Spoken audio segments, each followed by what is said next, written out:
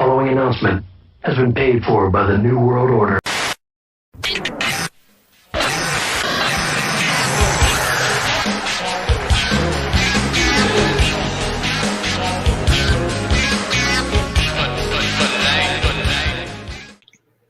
What up, y'all? It's the Joker's Gallery right here on the Fago Lovers Network. A very special edition of 5-piece coming at you today as we're celebrating fucking 23 years since the Wicked Clowns rocked that fucking stage you see in the background at Woodstock 99. It was fucking a huge thing in the juggalo fucking scene for sure.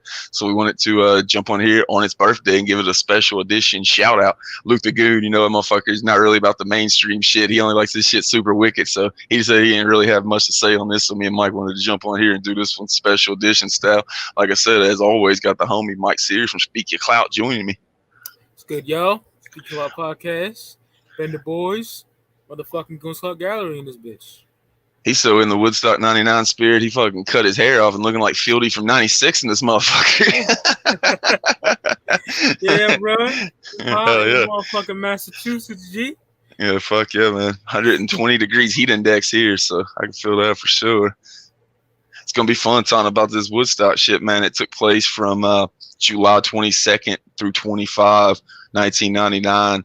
The official concert started on the 23rd, which is when ICP fucking rocked the stage, and that's what we're celebrating. The first day was basically just like a pre-party or whatever. It had a few bands, but all the real shit kicked off on the 23rd. Ticket prices was $150 for that whole fucking thing. Think about that. That's fucking crazy. For the amount of money they were paying these artists, I only had to pay $150 to see a 3-day fucking concert with like the biggest names of the time. That's pretty fucking crazy. It was just like the previous Woodstock festivals held in upstate New York, this time in Rome, about 100 or so miles from the original Woodstock. Attendance was approximately 400,000. But the thing about that is they only sold 250,000 tickets. So like an estimated 150,000 like snuck in once the wall got broken down and shit. And the security like ended up leaving the door, not even giving a fuck about any of that shit. So like mad people snuck in. I'll go and run down some of the artists that performed on the 3 days before we get into ranking what we're going to rank today, which will be our top 5 performances from Woodstock 99. Performing, it was crazy. Like I said, just jam-packed. James Brown, Jamiroquai, Live, Sheryl Crow, DMX, The Offspring, Korn, Bush, The Roots, ICP, George Clinton, Tragically Hip, Kid Rock, Wyclef, Counting Crows, Dave Matthews Band, Alanis Morissette, Limp Bizkit, Rage Against the Machine, Metallica, Everclear, Ice Cube, the Brian Setzer Orchestra, Willie Nelson, Everlast, Elvis and Costello, Jewel, Creed, Red Hot Chili Peppers, Rusted Roots, Seven Dust, Collective Soul, Godsmack, and Megadeth. Like that's not even all of them. That's just the ones that like I thought were dope enough to be on the list. So that's not even all of them. We always talk about when we first remember the shit. I really remember the shit being on MTV, you know, like growing up in the 90s, man, you had that shit tuned to MTV a lot of the times, and they were promoting the fuck out of it. They ended up covering it. Like MTV was there. They had all the access to do whatever they want. So they were promoting the fuck out of it. And then I remember that announcement of fucking ICP getting booked, and it fucking sent shockwaves through the fucking juggalo world, man. Like people was like, that's fucking, like myself, I was fucking marking the fuck out. I thought that was so dope that like Woodstock would recognize the clowns, but like other people were hating on it. Like I remember Twisted wanted nothing to do with it. Like ICP wanted Twisted to come out and do half of their show. They wanted to do some fucking songs with Twisted in it. Twisted like, no, we want nothing to do with that. So it was even like a division amongst the artists. I know like some of the juggalos that they had to cancel some of the dates from Psychopathic from Outer Space tour to appear that were already booked. And I know some juggalos are still salty. They missed that fresh ass tour, so ICP could be at Woodstock. What's the first time you remember about like hearing about Woodstock and it's going down, and then of course about the ICP involvement? I heard about it first on MTV. They were doing a heavy promotion, you know, Carson Daly, Kurt Loder were talking about it. And when it was going down, they were showing actual performances a little bit. You know what I'm saying? But I had the black box back then, free pay-per-view, so I seen a good chunk of it. And as far as ICP, my boy PJ, shout out to Paul, man. He told me that they were playing there, and I was like, oh shit. You know, didn't Shaggy just say fuck Palooza big festivals, never sell out with you bitch assholes? But I wasn't hating like, oh, underground. You know, I was happy. Yeah. I want to see one of my favorite hip hop duos win. You know what I'm saying? So yeah, I was happy about it when I found out. I think the reason that line got to skirt by and wasn't like ironic or anything that I would diss on or hate on for him saying it and then being at Woodstock is because they didn't sell out. They brought fucking the ICP show as you get it, regardless if there's 200 juggalos or 200,000 in the crowd. They brought that exact show. They didn't change. They still throwed Fago. They're one of the wildest sets of the entire fucking week. Oh, yeah. So like they didn't change. They didn't sell out to be there, and Woodstock came to them. So like that, yeah. I remember people always quoting that line, but that's how I'd always defend it. It's like they didn't sell out though, man. They just brought ICP to Woodstock. So I thought that was dope for them to be included. Oh yeah. Go ahead and get in to our top 5. And we kind of got it a little bit different today. Instead of doing it, each of us doing a pick, we had the same exact list. Yep. Whenever we put our list together, we'll just do it at the same time, just so we're not talking about it twice in a row. And we just talked about it at the 5 spot, ICP.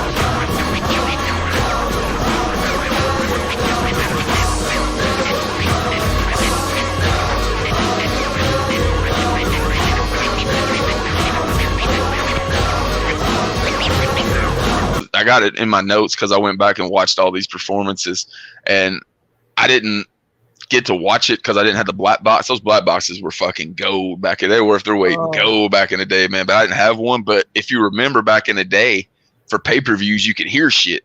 Like, you couldn't see it. It was scrambled, but you could hear it. So I listened to the entire fucking Woodstock like performance, just didn't see the shit.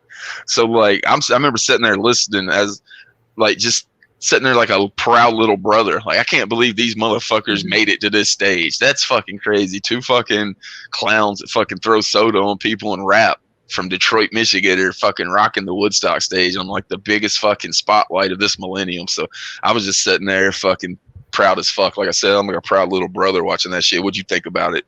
I thought it was fucking dope, man. You know, the sound was kind of shitty during the performance, but the shit was dope. It was like weird. But this, you know, like them throwing a Fago, like always. Funny story, when it came on VHS, shout out to George from Get Back Records. Still got the motherfucking card. Oh, yeah. He was a hippie dude. His two favorite bands was the Beatles and Rage Against the Machine. Wow. In the back.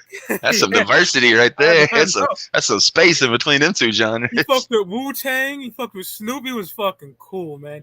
And we were watching him perform. And he's like, he would just laugh. He's like, I love these guys. Did he played it in the store? Yeah. Dude was funny, man. And when Jay fucking like gorilla presses that bitch like Ultimate Warrior. He like, and instead of dropping her on like a nice canvas, even that the Ultimate Warrior did, he drops this bitch on the fucking solid ass stack of Fagos. Like, she hits and just sticks there. She don't bounce or nudge. She just hits that shit and like looks like, holy fuck. It was sloppy as fuck, but dope as fuck at the same time. You know what I'm saying? I loved it. It makes me really like, I'm very angry I wasn't in attendance because I think this is the best musical festival of my lifetime I've seen or ever will see. But like, the people that were there got to hear the fucking show like it was supposed to. It was only the fucking pay-per-view feed that the sound's fucked up. So live, they're experiencing an ICP show and hearing it, but fucking trying to watch that shit back, man, it sucks now because the audio's so fucked up. But the people in the crowd got the live shit. So at least the people in the crowd got to experience an ICP show full on. And they did. Like I said, they had the Fago that they were throwing. The stage set was the best one of the entire weekend. They had all the monsters and like the claws and shit that were the Fago containers. They did Play With Me, and those big monsters came out on stage. Nobody fucked with the theatrics like that. So that was one of the big reasons I wanted to be in my list, is because I think they showed out theatrically and made it a stage show better than anyone. And they're not working with a fucking budget like fucking Sheryl Crow is. that you know, they're working with a fucking juggalo budget compared to fucking all these other artists on Woodstock, and they stole the show as far as that goes. They threw out those fucking giant fucking beach balls that had money taped on them. Remember that? They were like, we got paid so much from fucking Woodstock, and y'all got charged so much for the ticket, we're gonna give y'all some money back. And they threw fucking things out. I've seen people in like documentaries about Woodstock say that's when the melee started in Sioux, because people were like scratching and clawing at each other trying to get to that money. You can go back and watch that footage, and there ain't nobody scratching and clawing. Like, people were just knocking that shit up in there having fun. I thought that was dope, man. Like, the first time they threw out like probably 3 foot around beach balls, and they said they had $100 taped to it. And then they brought out the giant ones, and they said they had 500 taped to it, and they just threw it out and let it bounce through the crowd, and the crowd was trying to grab the money as it went out. And what I found funny watching it back is there's one point where the security for Woodstock is one of the biggest reasons the whole thing fucked up. But you can see it right here is because one of the security guards that has the ball that's supposed to throw it in the crowd, he starts taking the money off of it himself. And Jay's like, throw that shit in the crowd. Throw that shit in the crowd. And then he sees him actually get money off. He's like, throw that shit in the crowd too. So like, the security was so sketchy, man. And you got, you know, these security guards that'll steal a fucking $20 bill off the ball trying to protect all these fucking 400,000 people. So we'll get into that later. But man, that was funny as shit. Jay was like, give him that fucking money. And then, notice watching it back, Jumpsteady got some mic time at Woodstock. He comes up and he's the fucking cop that tries to shut it down. And then like Violent J and him starts beefing. Violent J sets him on a table, climbs up a ladder, does a swanton, a beautiful swanton, but like the table doesn't break. This table's solid as fuck. It doesn't break. It just rolls over. So like you see Jay laying on the ground. He looks at Shaggy and he goes suplex. And like Shaggy puts the table back up. He doesn't go with just a suplex. He gets himself and jump steady. The cop up there picks him up and does a power bomb on the table. I can't believe that fucking table fucking stood with the weight of them both standing on there. And like jump steady's way bigger than Shaggy. Shaggy just threw that motherfucker up and down with the power bomb like he's Batista. Shit was dope. Suit was fresh. Yeah, he was rocking like that was like the era that he was just rocking random fucking suits on stage. He said that tour that they were on was so long before getting to Woodstock and before like all that shit. Like he was just entertaining himself by wearing suits, and like, you know, he has the Super Bowl song, so it always made sense. He was rocking the Super Bowl's fucking costume. He'd rock that one the most, but he just rocked random ass fucking shit in that era.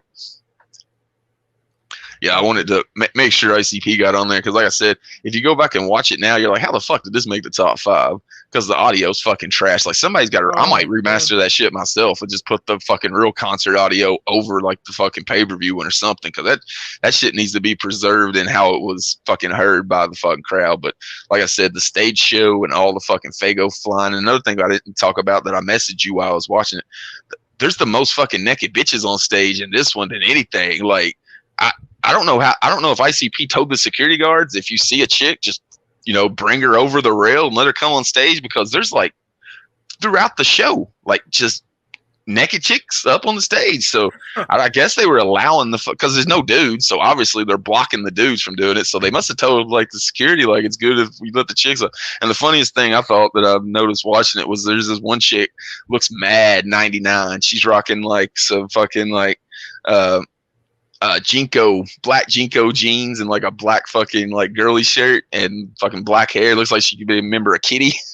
And she gets on stage and she like stalks Shaggy 2 Dope around the stage for a good like half a song. And every time he looks at her, she like grabs her titties and like tries to get him to like grab her titties, and Shaggy's having none of it. He just like side eyes the bitch and keeps going.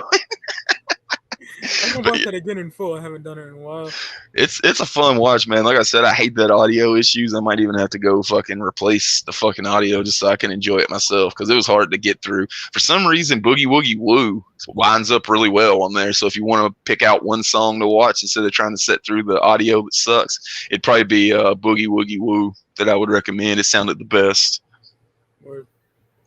Speaking of sounded good, this fucking band didn't have any audio problems, even though the promoters turned their fucking volume down a bit because it was getting a little too crazy, and they thought like shit might hit the fan if they played this band at the usual volume that this band plays with at the 4th spot, Rage Against the Machine.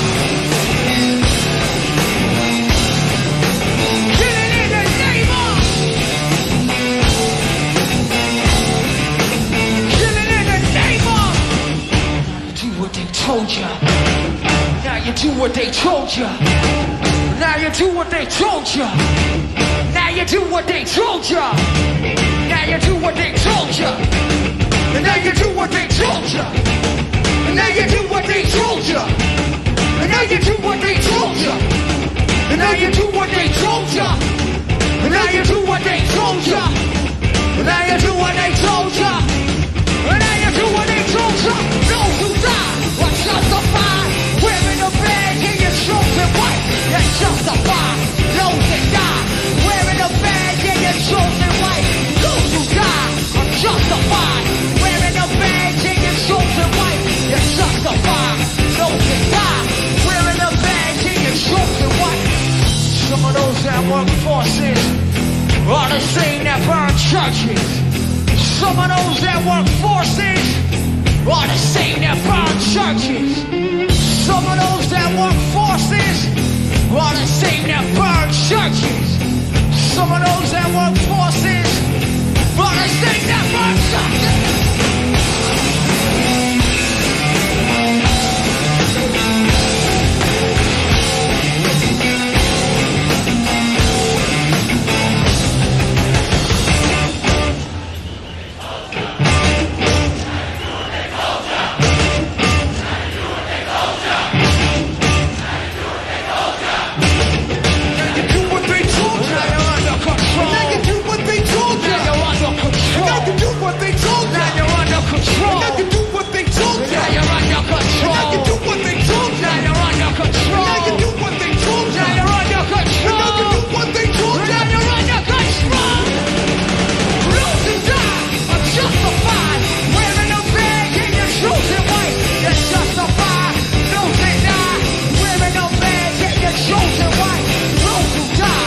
Justify, wearing a badge in your shorts and white.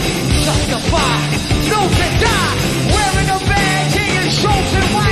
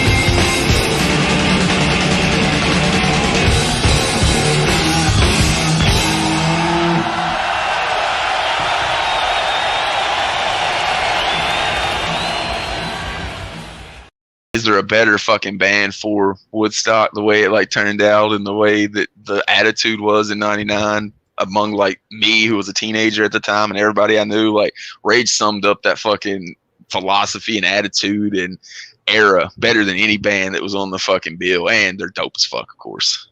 Fuck yeah, I've been a Rage fan since 1996, man. Shout out to my boy Kevin Guerrera, got me into Rage. Evil Empire cassette I bought the same day as Tool Anima. And I've been a Rage fan ever since. Got the self-titled afterward. Got the Battle of Los Angeles on the day it was released. Yeah, yeah. And Zach De La Rocha is just as good as like rappers, like regular rappers in the game, you know? Yeah. I love Zach. And he held his own with KRS-One before, with LP and Killer Mike. Zach is that fucking dude. He's supposed to have a solo rap album in '97, but it fell through. Really doing some of the beats, bro. That'd be bad. I wonder if there's like tracks that exist from that, like that they could master now. That would be dope. Tim C is a dope bassist. You know, Brad Wilk on the drums. Tom Morello is fucking incredible. You know? Yeah, legend for sure. That motherfucker, like, he kind of pioneered like the entire fucking new metal sound. Like, it kind of gets credited to Korn and Limp Bizkit a lot more, but that motherfucker, like, playing the shit he would play, the riff style, and then like the way he would like a scratch on his guitar. It sounded like almost like a turntable. And then I think like people heard that and then added actual turntables, but it's just Tom. Like a lot of people think that's turntables. No, it's Tom playing the fucking guitar. I wish I had one of their albums next to me, but on the back of all their recordings it says this album has no samples because people think it's samplers. It's just Tom, man, on a fucking guitar. Fucking master at the guitar for sure, and just finds ways to make fucking dope ass like sounds with it that you don't traditionally think about it. So that's like a little bit of a Jimi Hendrix throwback to like old school Woodstock right there, having somebody of that talent level on guitar up there. Like I know Wycliffe tried to fucking play the fucking national. That's like one of the cringiest moments of the entire fucking thing, other than all the chicks getting groped and all that shit. Like him trying to set his guitar on fire and sing and do the national anthem thing was rough. I like Wyclef and Fugees, and his first album is good, but after that, I can't fuck with Wyclef. Yeah, that performance, I don't know what was up with that, but that shit was rough. Like I said, they kind of got their audio turned down because they followed Limp Bizkit, and like it's really hard to follow something like that. That's like the comparison. If you're a wrestler, that'd be like following HBK and Undertaker as the next match at WrestleMania 25. So like they had a lot to live up to. That crowd was expecting to fucking see some shit for them to stay amped. It was going to take some pretty fucking good shit for to keep them amped because they were fucking worn out after that Bizkit set and being in the sun all day. They hit people right off the jump with the People of the Sun. Like they right into their set, they get into that set, one of the fucking more known tracks. It's like you talked about Battle of Los Angeles, that album's not even out yet, so it's like old school shit that they're playing in this shit, of course. By the time they hit Bulls on Parade, Freedom, and then Rebellion, the crowd's just fucking amped out of their fucking mind, man. Like the crowd's like at a peak right there, and then they fucking hit with Kill It in the Name Of. As soon as the crowd's energy's at this peak, it's perfectly done, man. And like I worked at a bar as a security guard for fucking 10 years, and like that is like a security guard's worst nightmares for that song to come on at fucking closing time. And I can only imagine it because I only done it like 400 people. It's 400,000 people just going fucking insane. It's the gnarliest, one of the gnarlier fucking things you'll see on the pit. It's like, I think it was probably crazier than Limp Bizkit's, but it's dark, so you don't see the entire crowd like you do during Limp Bizkit, so you can't really tell. But man, whenever Kill It in the Name Of kicks in, it just goes to a whole nother level, man. And once the shit did pop off, like the chants that the fucking like group of riders were chanting as they took down the fucking vendors that was charging them too much, they were saying, "Fuck you, I won't do what you tell me. Fuck you, I won't do what you tell me." And so like that just song became like an anthem once they started ripping that place apart a few days later. Just the energy they brought, man. And then right there at the end when they're playing Killing in the Name Of, the American flag that they have up on the big deck that they have for like the drum kit or whatever just sets on fire. And it's not like Wycliffe where he can't get the fucking guitar set on fire and it's just like a fucking little big lighter. This is a fucking flame going up, man, and it burns that shit up. So it's kind of I don't know, almost like an artistic statement of how the weekend was going to go from there on, being burned up. So I think that performance is legendary because of the energy it created, the fucking flag burning and all the shit that went into it. Like we talked about, the perfect fucking band to play Woodstock. So it's got to be in the top 5. So we got it at the 4th spot. Big part of my childhood, teenage years. Hell yeah. Teenage Rebellion for sure. Fuck yeah. Move it up to the 3 spot. It's going to be DMX. Yeah. Oh, oh, oh, oh,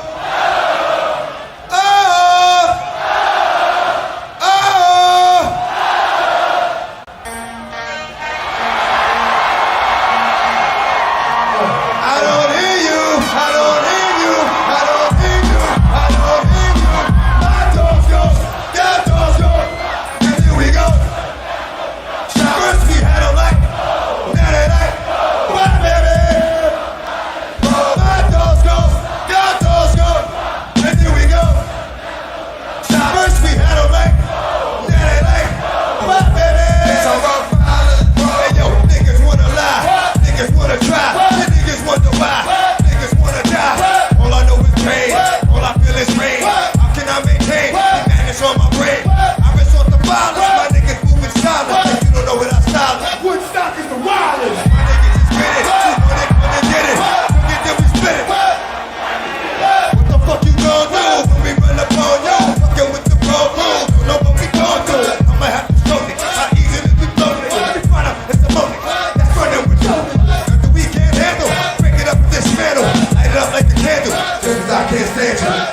it on tapes like you busting grapes.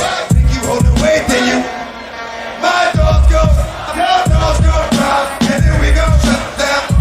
First we had a right, now they like, why baby? That's all. My dogs go, your dogs go, and then we go. First we had a right, now they like, why baby? That's all. Man, this y'all niggas crazy. Bust you in me swings, stop acting like a baby. Nosy people get it too. When you see me spit at you, you know I'm trying to get rid of you. Yeah, no, it's pitiful. That's how niggas get down. Watch my niggas spit rounds. You suckers this ground. Just for talking shit, clown. Or you think it's funny? You don't know me, buddy. It's about to get ugly. Fucking dogs are hungry. Yes, you know what that means. From above that green. 5 niggas over me. Don't make it a murder scene. Leave a dog alone. Leave a dog alone. Let that dog roam and he'll find his way home. Home of the brave. My home is a cave. And yo, I'm a slave to my home is a grave. I'm a bull papers. It's all about the papers. We just caught the papers and now they wanna break. My dogs go down. Your dogs go. And here we go. First we had them like, now they like, why baby? That's how rock riders roll. My dogs go, your dogs go, and then we go shut them down, open up shop. First we had them like, oh, now they like, no, why baby? Actions when I hit y'all niggas hard, leave y'all niggas scarred. Fuckin' with the dog, fuckin' with the dog. Rip y'all niggas off, bag your niggas off. Remember me from North? I had you scared to talk. My name is Ring Bell.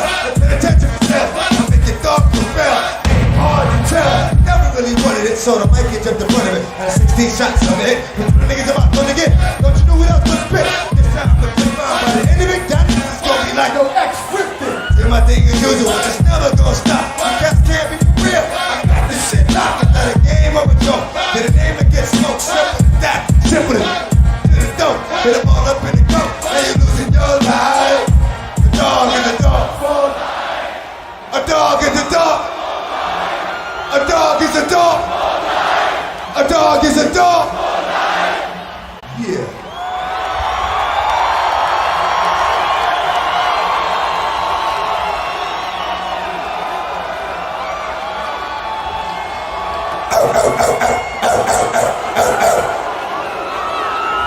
Dog.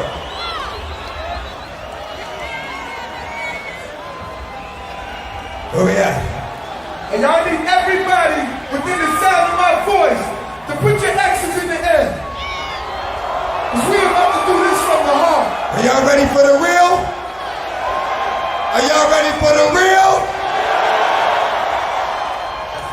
Let's do it.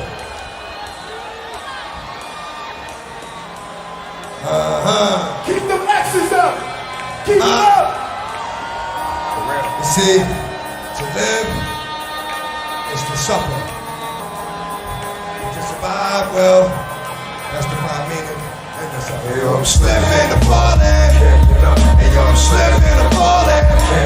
Hey, yo, I'm slipping and falling. Gotta get up, get back on my feet so I can tear shit up. Hey, yo, I'm slipping and falling. Can't get up. Hey, yo, I'm slipping and falling. Can't get up. Hey, yo, I'm slipping and falling. Gotta get up, get back on my feet so I can tear shit up. I've been through mad different phases, like mazes, to find my way. And now I know that happy days are not far away. I'm strong enough, I live long enough to see my kids. But with something more constructive with the time than biz. I know because I've been there, now I'm in there.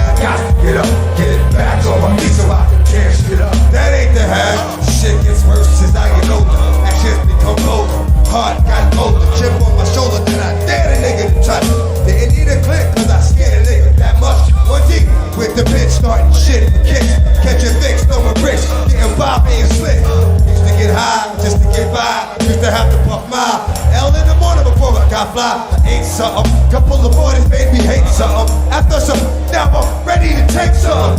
3 years later, showing signs of stress. Didn't keep my hair cut, give a fuck how I dress. Possessed by the darker side, living the cruddy life. Shit like this kept a nigga with a bloody knife. I wanna make records, but I'm fucking it up. Slipping, fall, I can't get up. Hey yo, I'm slipping, fall, I can't get up. Hey yo, I'm slipping, I'm falling, I can't get up. Hey yo, I'm slipping, I'm falling, got to get up. Get back on my feet so I can tear shit up. Hey yo, I'm slipping, I'm falling, can't get up. Hey yo, I'm slipping, I'm falling, can't get up. Hey yo, I'm slipping, I'm falling, got to get up. Get back on my feet so I can tear shit up. For real. This is good.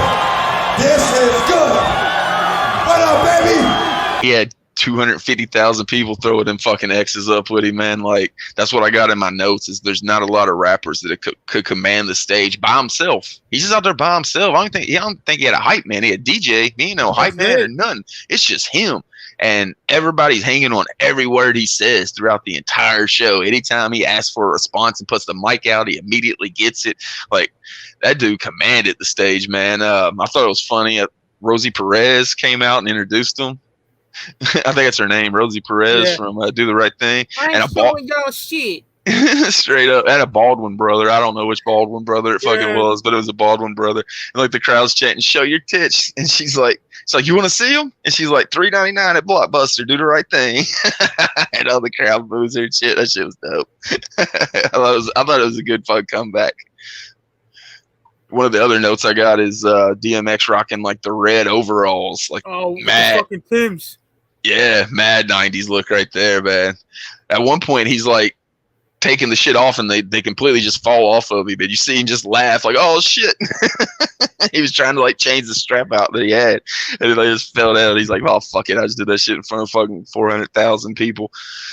The dopest thing I think about it is he closes with "Get at Me, Dog," goes into Rough Riders anthem, and then Slippin', and then he closes with a prayer, like, and everybody's still just hanging on every word throughout everything this motherfucker says, even when he's not rapping, man. Like, there's people like saying this prayer along with him. Like, you don't see performances like that too often, in front of that many fucking people that are there to see fucking Rage Against the Machine and Metallica and Limp Bizkit. You got DMX out there, man, getting just as much energy from him as anybody. So I think he very deservingly deserves a spot on this fucking countdown. So I'll put him at the 3. Both of us did.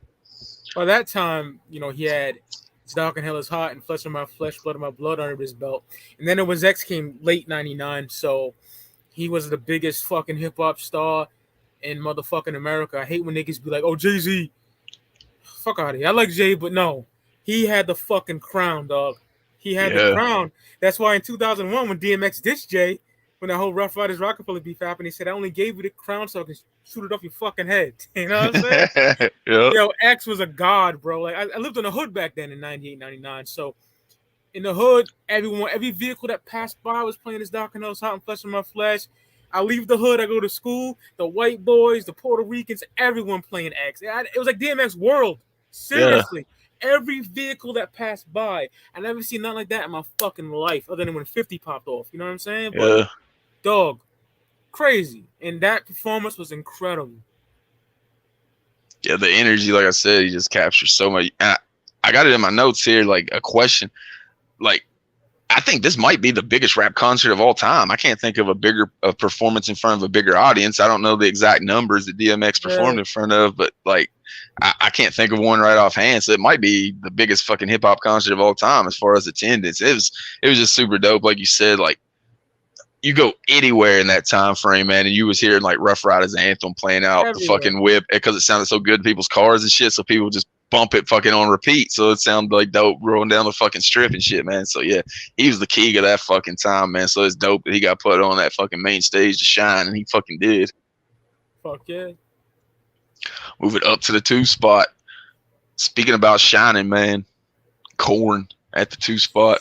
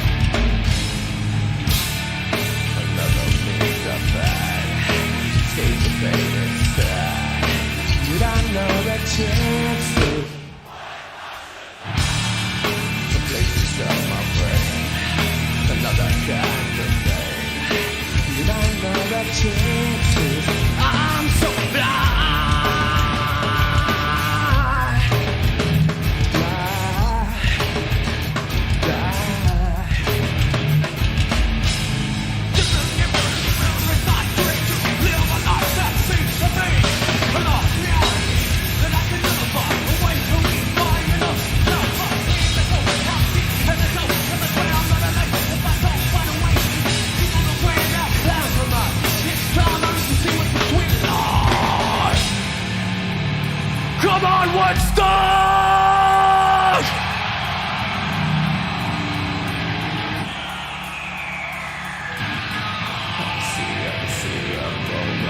I can see, I'm going blind. I can see, I'm going blind. I can see, I'm going blind.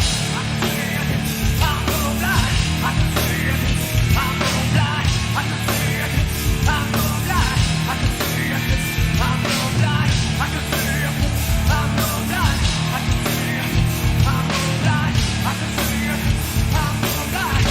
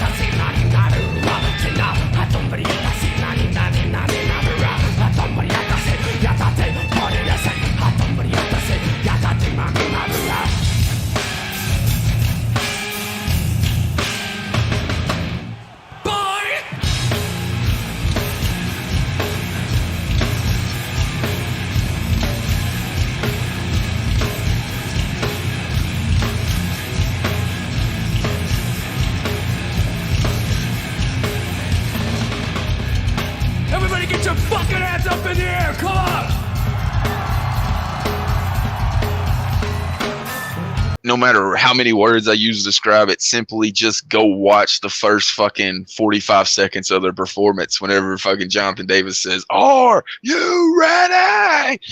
I've never seen a mosh pit like that, man. It's fucking crazy. You can see how the sound travels because the stage is so big where the spectators are that there's like amps and speakers set up throughout. So you can literally see the sound traveling, and it's got people going like that the whole time. It's fucking crazy. The things I got like note wise is you can really see like how unorganized like Woodstock was at the beginning of Korn's set. You can hear the guitar and the drum techs like doing a fucking sound check 30 seconds before the band goes on. Like every other fucking concert, even at that bar I worked in, the fucking band's does their sound checks 2-3 hours before the show, so you don't have to do that shit. But like at Woodstock, and every band's like that. You can hear that if you go back and watch the live pay-per-view. Every band has a sound check fucking right before they play, which is it just shows you how unorganized this fucking thing was gonna be. Like I said, started with Blind, went into Twist, got Adidas in, Shoots and Ladders, bring out the bagpipes. That was dope, man. He bring out the fucking bagpipes. That's one of the parts that you get cold chills when he starts hitting that shit. Broke out the first performances of 2 songs, Beg for Me and Falling Away from Me. They were go on to be on Issues. Nobody had heard them. They were recording Issues at the time, and it's different lyrics. So if you want to hear if you want to hear different versions of both of those songs, which they're really fucking good too. Like it's different versions of the song. The choruses are the same, but the lyrics are different. Like Jonathan's still working it out and shit. And they're both really fucking dope. So I thought that was fresh that they got a couple first times in. So like the people that did pay $150 and suffer through 3 days of fucking agonizing heat and water prices, that they got to peep that shit for the first time and see it live. So I thought that was dope. And ended it with Faggot, of course, which just had everybody fucking crazy. But what I really marked out for is they came back for like the encore of My Gift to You, and that's one of my favorite Korn tracks, man. And that's one that I don't see live that often, man, but they closed the fucking show down with that shit. It's so fucking heavy. I love that fucking track, man. So yeah, it's good. This fucking performance is legendary. It's got to make the list. So it's at the 2 spot for both of us. It's an incredible fucking closure to Follow the Leader as well. My Gift to You. I fucking love that song. Yo, John said he was so fucking hot. He just lost his mind. Did you see him when the ground was going crazy? And he drops the mic. He goes backstage and he passes out. Yep. That's how hot it was. You know. And that's just how hot it is for the performer on stage who has plenty of air. Think about that fucking mosh pit down there, man. That's why people they said I was listening to Podcast 99. If you dig Woodstock, check that shit out, man. It's called Podcast 99. They break it down. But they were saying every 20 seconds somebody passed out during the fucking Korn set, that they had to pull them out of the fucking pit every 20 seconds. So it was a gnarly ass set, man. The only thing that I have anything negative to say about it, as I wrote these notes while watching the performance, is Ice Cube was there. They should have had Ice Cube come out and do fucking Children of the Corn, because that's one of my favorite Korn songs. And they went Wicked, like they were doing that fucking Family Values 98. So you know they know how to do it. They should have had him come out. That's my only like complaints about the show, is it would be really dope if Ice Cube would come out. But like I said, man, it's a legendary performance. Every one of the Korn members say it's their best performance, best time they ever had playing live or ever will have. Like, it's biggest show. They were the biggest band in the world. Like in '99, man, like, they're coming off the fucking Follow the Leader, Got the Life, Freak on a Leash video being fucking everywhere.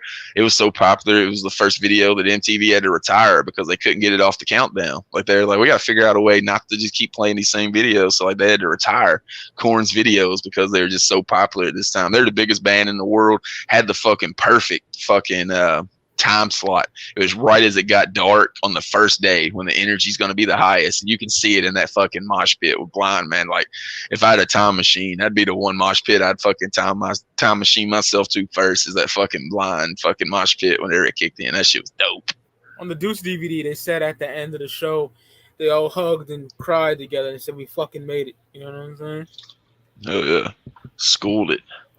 Fuck yeah. I mean, people still talk about that fucking reaction to Blind to this day. There's not a lot of people that talk positive about Woodstock, but the Korn fucking performance is one that gets a lot of fucking love, saying that was the one that actually went right for everybody. Fuck yeah. Speaking of, moving up to the 1 spot, where all the hell started breaking loose at the 1 spot. Limp motherfucking Bizkit. Hey. Yeah, hey, they want to ask us to ask you to mellow out a little bit. They say too many people are getting hurt.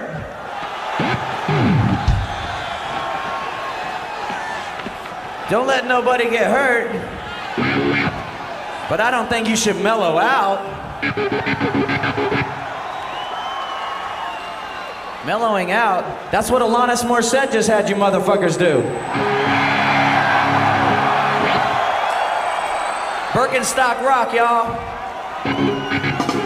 This is 1999, motherfucker. Take your Birkenstocks and stick them up your fucking ass.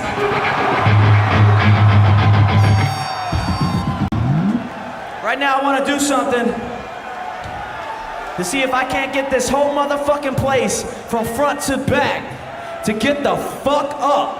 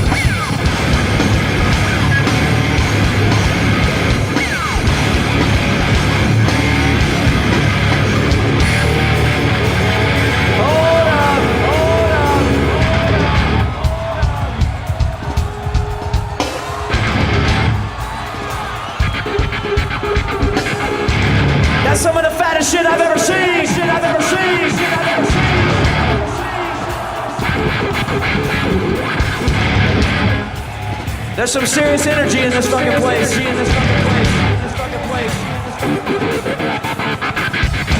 How many people saw Ice Cube? All right. Are you people on the side? And are you people on the other side? And are you people in the back? And all you motherfuckers in the pit. Are you people on the side? And are you people on the other side? All you fuckers in the back. Crazy motherfuckers in the pit. Now when I say get up, you get the fuck up. When I say get up, you get the fuck up. When I say get up, this whole place better get up. Are you ready? To get the fuck up.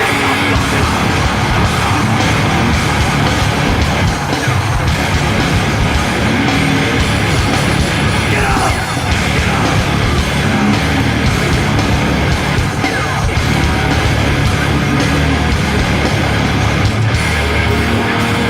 Hell yeah!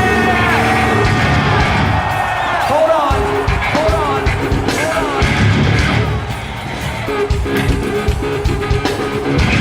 Puff Daddy's in the house. Oh shit. Can you fucking hear me?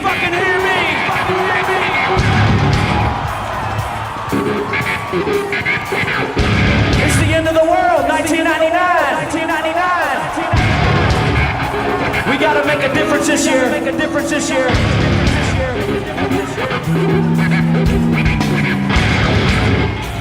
Let's try this again. Let's make everybody at home. Jealous cause they can't be here. Are you people on the side?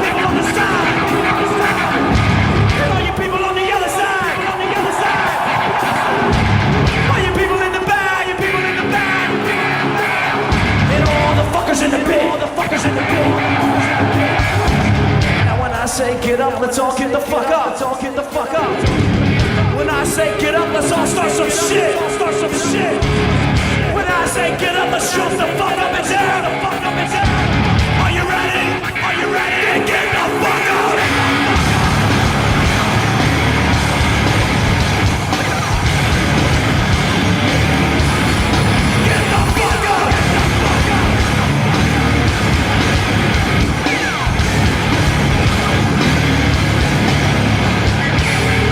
Yourselves a big fucking hand.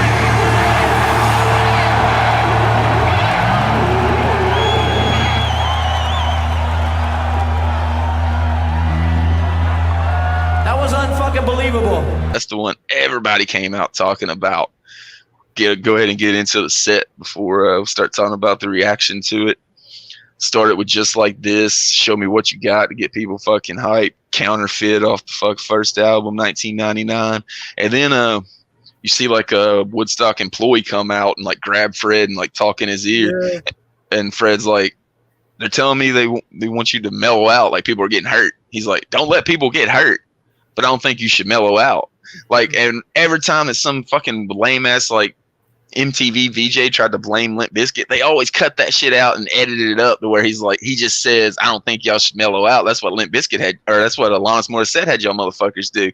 They edit out the part where he says, don't let anybody get hurt. He's like, don't let anybody get hurt, but don't mellow out. They cut the don't let anybody get hurt part out, and they cut out the part where he says if somebody falls, pick them up. They would cut that out just to make it look like he was inciting them. So just a media trick right off the bat there. And then once the dude gets done talking, Fred's like, people are getting hurt, blah blah blah. I don't think you should mellow out. And he says the classic fucking line, take your Birkenstock and stick it up your fucking ass.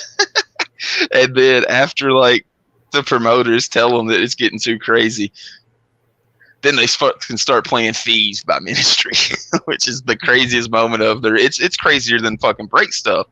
Like, you got that portion where it breaks down, and then like Fred's like, all you people on the side, all you people on the other side, all you people in the back, all you crazy motherfuckers in the pit. Like, he hypes them up doing that twice. So like they're all just hanging on his word, and he's like, when I say get up, you get the fuck up. And he's like, get the fuck up. And that place just go. It's crazier than Korn's because you can see it, because it's daylight. You can see how far back that shit's going, man.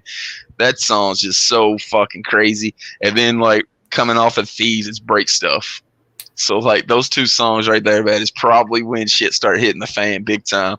And it was like wood from the towers. Like if you watch the fucking performance back, there's big towers in the background. People started tearing that shit off whenever they're doing break stuff, and then crowd surf it. It looks like fucking ants. You ever seen like whenever ants are carrying something way bigger than they are, but it's moving on top of all of them? That's what these fucking things, they're moving at like 15 miles an hour through these people. They're just fucking amped as shit, throwing this fucking particle board up and shit.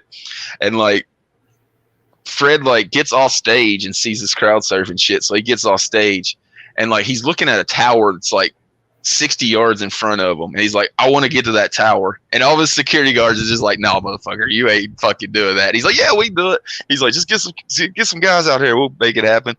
And like the security guards are all grabbing him by the belt, so he can't go. He's trying to go out there. He wants to like make it to this tower and go up on this like 20-foot tower and sing the last song, but like security guards are having none of it. So he gets people to surf him that fucking plywood, and he stands on the plywood and like surfs in the crowd to do Faith. I think that's like the Jimi Hendrix fucking playing the national anthem fucking moment that Wyclef was looking for. That's the fucking moment from Woodstock 99's when he's out there on that fucking piece of particle board fucking singing Faith. That shit was fucking legendary. He said that shit's tight. Plywood? Tight. Yeah, that crowd surfing on the plywood, that's just tight.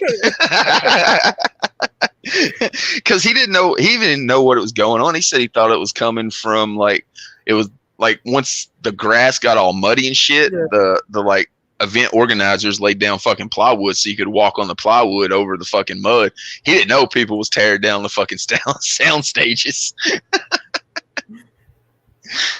Yeah, it's fucking epic, man. Like, people talk about this to this day. They're the ones that they're gonna spend the most time talking about this fucking set. It made them the biggest band in the world. Like I said, Korn was the biggest band going into it.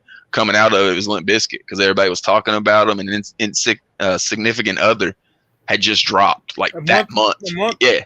Yeah, it's been out like a month. So like Nookie's hitting. Like Nookie was like one of the biggest fucking, regardless of how you feel about that song was one of the biggest fucking like hits of that era whenever it fucking hit back in the day.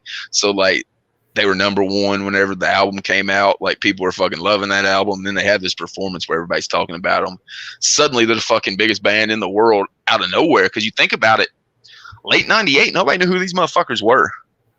Like it took faith. Like $3 Bill Y'all was like out for over a year before it popped. So it's not like they put that album out and had 2 years of being the biggest rock band in the world to get ready for this shit.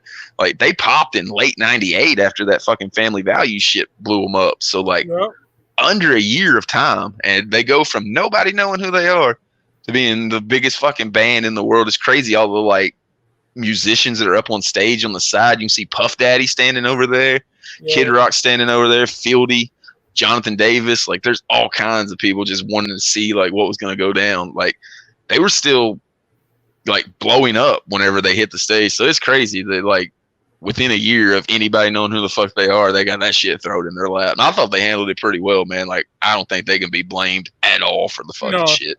They're not the fucking blame for that shit, man.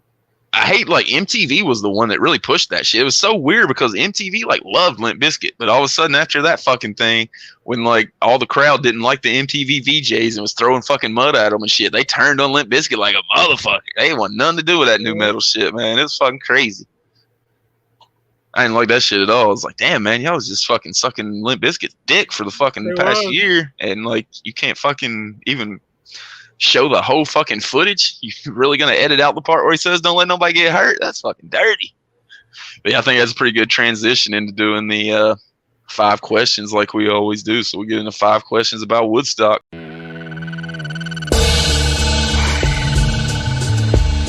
do these questions come to mind? Question number 1. Who's to blame for the riots and all the fucking craziness of Woodstock? I think it was the cost of water, the heat. I heard it was unbearable. People catching hypothermia and shit. The porta potties being overflooded. Just people being pissed off in general. That's inhumane conditions. If that was me, first of all, I couldn't make it. I don't think I could fucking make it. Like the smell of feces and all that shit. I'm not fucking with piss. You don't know where to go. Food is expensive. You can't take a shit in peace. Fuck all that. I'm going. Then I'm going back to like a hotel or something. Yeah. That's inhumane as fuck. And I forgot the guy's name, but one of the owners, not the guy that started it, but his homeboy there. John Scher. Yeah, he was a fucking idiot. It's things he said in that documentary. Oh my god. Yeah. He's still blaming Limp Bizkit in that documentary. Motherfucker, the fires happened like 29 hours after Limp Bizkit played. How the fuck you gonna blame them for the fucking fires? That Darius was an idiot, he says. Yeah, I wanted to punch that fucking dude watching that shit, which will be a perfect transition into my fucking who's to blame list. It's the promoters, John Scher, Michael Lang. They hired security guards out of the fucking paper and unemployment offices. Those security guards weren't like, whenever fucking gathering went down a year later, ICP had X-Men security there, a fucking official security force. Like, they hired fucking people out of the unemployment office. Like, a good portion of the security, once they got into Woodstock, took their security shirt off and just used it as a free ticket to get into Woodstock. So like right off the bat, 25% of them just dipped. Like just they used it as a free ticket. And like that's what using like a full-time security agency does. Like all those fucking people have full-time jobs with that agency. They can't afford to just leave their job because they'll get fired. With this, these people are only gonna get paid 3 days, so they don't give a fuck about missing those 3 days. They're probably gonna make less than what the ticket would have cost them to fucking get in there for the first place. So like that was just fucking stupid. Like having that amount of people there with security guards that were hired out of the paper and unemployment offices, just fucking crazy. Yeah. Like they could have taken, knowing how much ICP made, and I guarantee ICP was one of the lower paid acts on the entire thing. They made 100 G's. Take 2 bands off the fucking bill that nobody gave a fuck about and spend that on security, and you've got a totally different situation. The other thing, and this is what really fucking makes John Scher looks bad, it's the Ogden Corporation. When you were a vendor, you had to pay $500 to vend at Woodstock, and you couldn't bring in your own shit. You had to buy everything from the Ogden Corporation. They charged vendors $3 each for every bottle of water. So they obviously had, that thing right there in 1999 cost somebody $4 at the fucking concert because Ogden Corporation priced the vendors at $3. So to try to make their $500 back, of course, the fucking vendors have got to fucking mark their shit up throughout the fucking weekend. As water got more and more of a premium, Ogden kept upping their price all the way up to $7. So like vendors were having to charge $8, and people were just fucking mad. They're like, I'm dying of hydration, and you're fucking raising the price of this water when I can't get free water like you told me I was going to. And the fucking thing about the Ogden Corporation, you go back and look at it. One of the fucking people associated Woodstock promoter, John Scher, was making all that money because he ran that fucking company. That's like whenever America went. It's like when America went and bombed fucking Iraq, so like Dick Cheney's company could get paid to go rebuild that shit. That's exactly what he did with this fucking thing, and he got a war in response for it because people was fucking pissed. Yeah, Ogden Corporation that was setting all those prices was fucking in cahoots with John Scher, so they could make a fucking bigger profit. So right there, the promoters are all fucking to blame, in my opinion. To blame any of the bands is fucking stupid. It was that right there. Like, and then you get into like another thing is the rapes and riots are always grouped together. It's like rapes and riots, like the rapes were happening like before the riots and shit.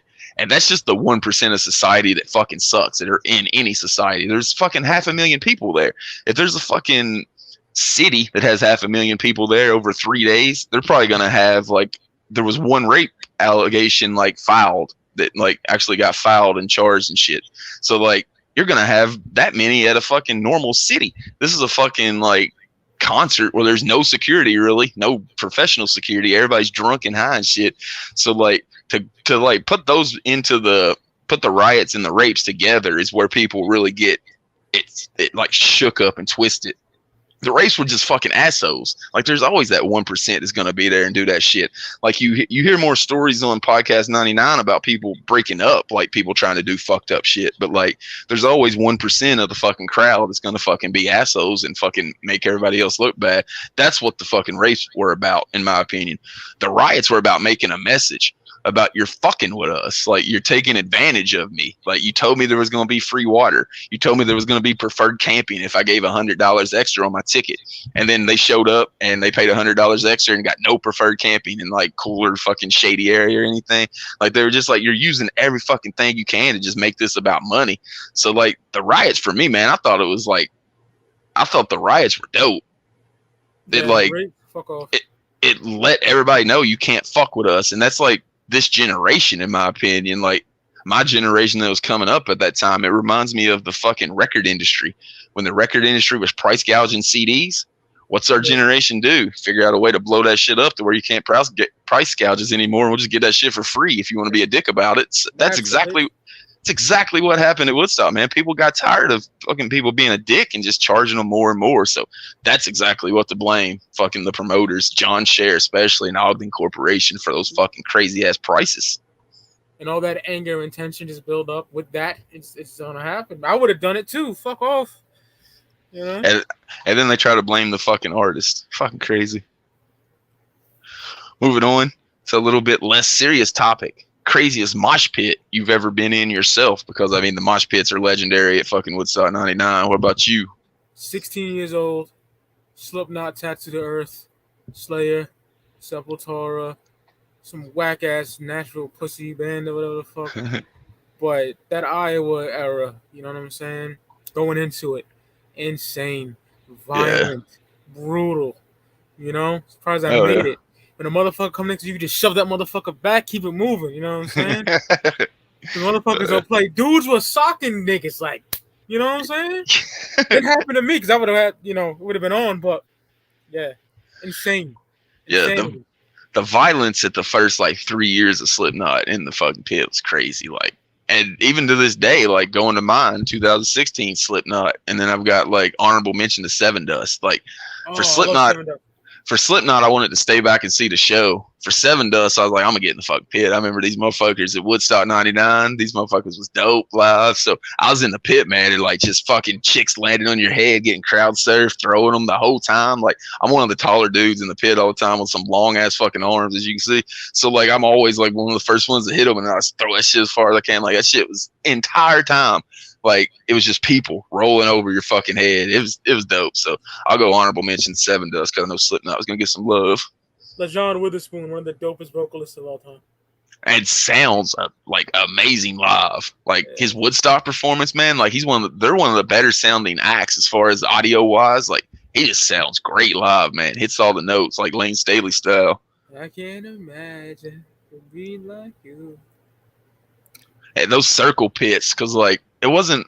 Well, I didn't see circle pits throughout the fucking other acts, but like Seven Dust was on the smaller stage, so I think it was a lot more like fucking new metal kids and shit that knew who Seven Dust were. Man, those circle pits were breaking out through that shit, so that shit brought like the new wave that was coming in. Motherfuckers doing the fucking bushwhacker march and shit. Straight up, just walking through there. Moving on to question number 3.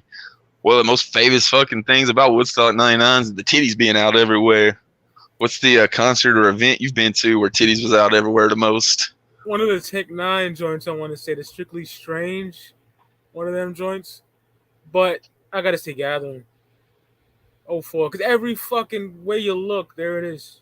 You know what I mean? Everywhere, dog. You know what I'm saying? It was crazy.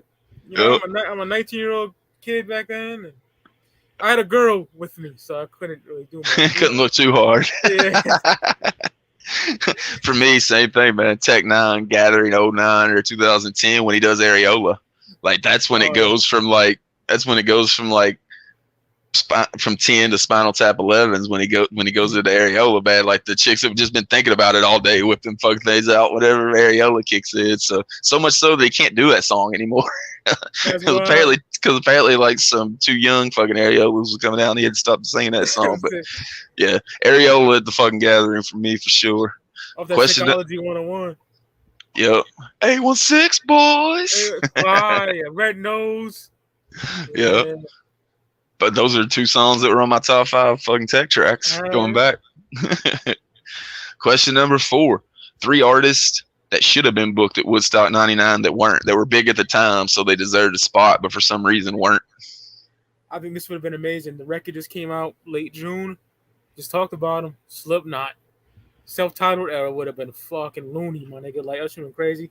I got Eminem. That came out April '99. Some Shady LP. That would have been nuts. Yep. And then I got Stone Temple Pilots. They released Volume 4. Number 4 at that time. Yeah. There you go. Hell yeah. That's some dope ass fucking picks, man. Slipknot for me, of course, like you said, they're in the era of like the self-titled. So if you want to talk about fucking getting that place burned down, you bring in Slipknot. Oh god. I also think Marilyn Manson deserved a spot on there because I think he would have fit right in perfectly. And then my third one's gonna be Dre, so Snoop and Eminem could come along with like basically it'd have been the Up and Smoke tour, like just a little part of it because Dre was promoting the album and shit. So I think like you get Dr. Dre as the dude you actually book, but you got Snoop and Eminem coming out there. So I think those will be my 3 that I'll book on there. Question number 5. Speaking of booking.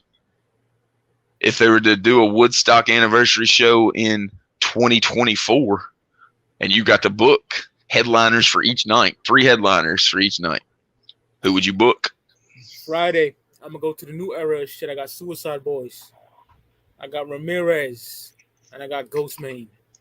I think that style of music would have been lit. I seen them at the, seen footage of Suicide Boys and Ghostman at the Gathering, 2019 Super Gathering. It would have been lit with those dudes there. And then for Saturday, I got some old school hip hop shit. I got Wu-Tang Clan. I got my favorite MC of all time, Nas. And I got KRS-One. Because Light DMX is just KRS rapping to your ass. Oh, yeah. Starting fire. And then Sunday. That'd be a dope day, like the hip hop day. Oh, yeah. That'd be fresh, man. Yeah. Sunday, I put it like a kind of an anniversary of things for '99. I got Korn, Limp Bizkit, and Rage Against the Machine.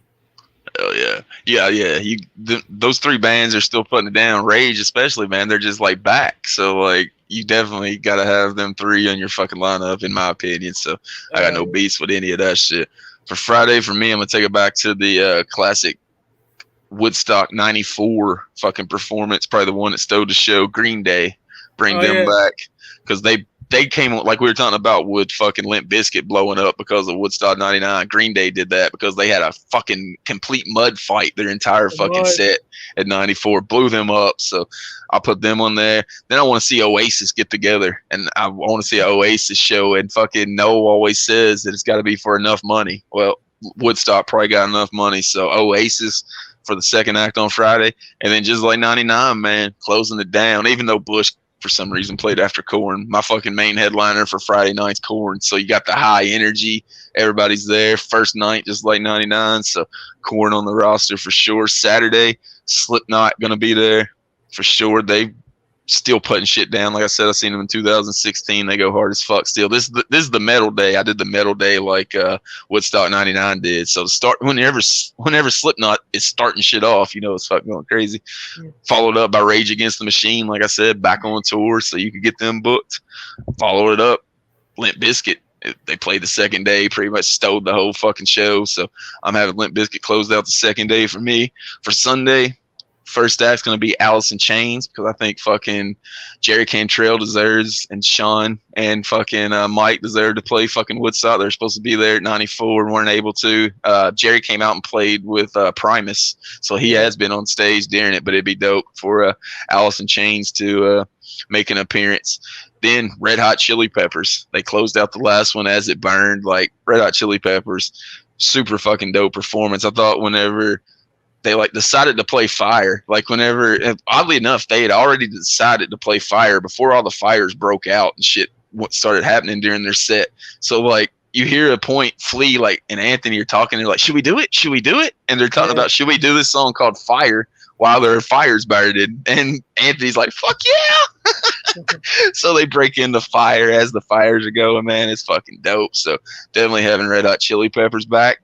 And if things happen like it did at '99, you got the fires going during Red Hot Chili Peppers and shit's burning. You know who I want on stage when shit's burning and everything's going to hell? A la fucking Zool. A la Zooey Lou, man. The Zool boys fucking closing it down as the hellfires are burning. So that'd be a dope ass thing. Probably wouldn't have a lot of people know who the fuck they were, but like I said, man, with the fucking fires burning, man, just imagine the fucking Zool boys just fucking showing up singing Deathbed and fucking Deadline. Oh shit. Axe's Family. That'd be dope as fuck, man. So yeah, put a little bit of juggalo flavor in there at the end. Since Woodstock '99 has some juggalo flavor, you know, it's possible. So, and the Mikey Clark album comes out, maybe they blow up like ICP did. So maybe by 2024 they could be on that fucking bill. I think Zool, man, that would be dope as fuck as the fires burn. Before we get out of here, did you have any honorable mentions you want to mention that we didn't get in the top 5? Nah, I'm good, G. I think we pretty much named everybody that I could think of. Metallica. I've seen better Metallica ones, so that's why I didn't put them on the list. Like that fucking thing where they're in Russia. Like that shit's dope. Yeah, and there's fucking helicopters like flying around, making sure fucking people don't fuck around. Like that shit's probably one that's better. So like I said, I've seen better ones. I already mentioned Red Hot Chili Peppers, Seven Dust. It was dope that Creed had Robbie Krieger come out from the Doors and do Roadhouse Blues because he played Undertaker shirt. Bright yellow pants and the Undertaker shirt, and looking 1999 as a motherfucker.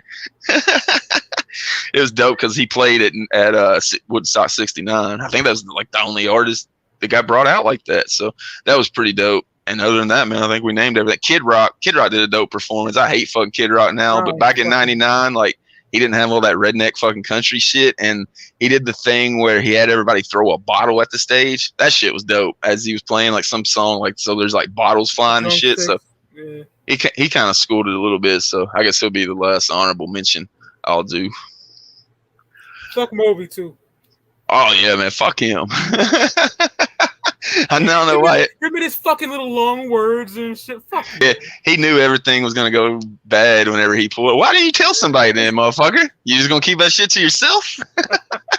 Then he's all like pissy that nobody's fucking his name isn't on that big fucking poster, and he starts dissing the other bands on there that he doesn't know about. So yeah, he came off the worst in that fucking documentary for sure. Asshole, a little cup of coffee. Fuck you, fucking Moby. Yeah, fuck Moby. You gonna get stomped by Opie. I think right there is the perfect place to end it. So until fucking next time. Mike Sears of Speaking Clout, Joker's Gallery. Want to remind you, check out 5 Piece every Thursday in its normal time, 8 p.m. Eastern Standard Time. Until then, we out this bitch. The following announcement has been paid for by the New World Order.